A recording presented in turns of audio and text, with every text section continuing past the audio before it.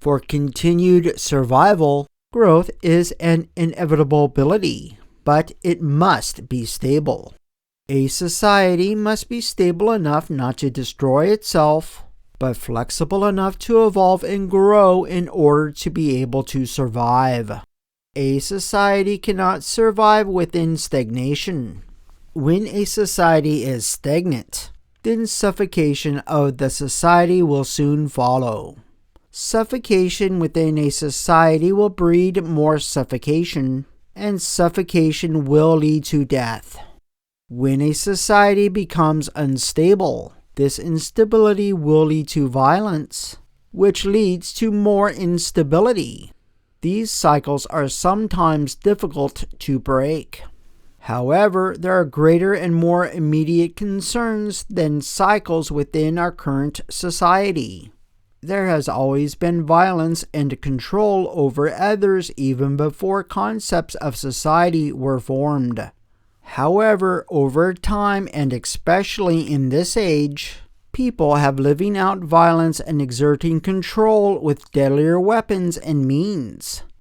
What I find even more troubling in this discussion is that it has become increasingly easier to commit acts of increased violence without physically being there. What concerns me about that is our increased ability to distance ourselves from physically committing the act. And with this comes a decreased sense of accountability and sensitivity. The act of simply pushing a button or reducing humans to blips on a monitor has nullified our perception of accountability.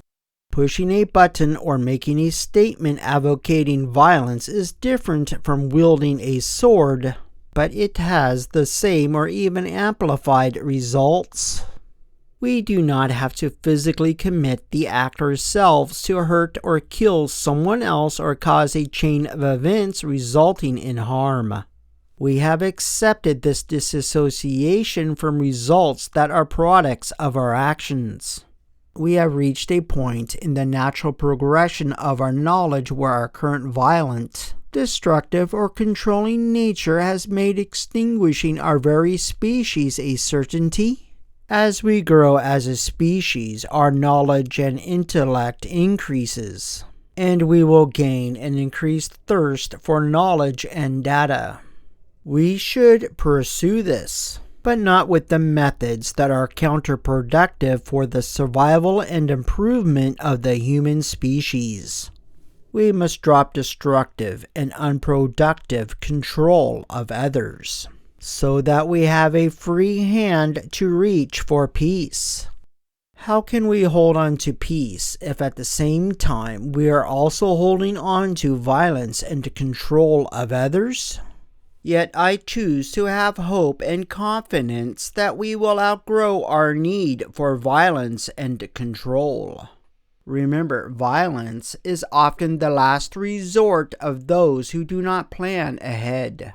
One of the obstacles to stopping violence and control within a society is that people often want others to change their ways but are unwilling to change themselves.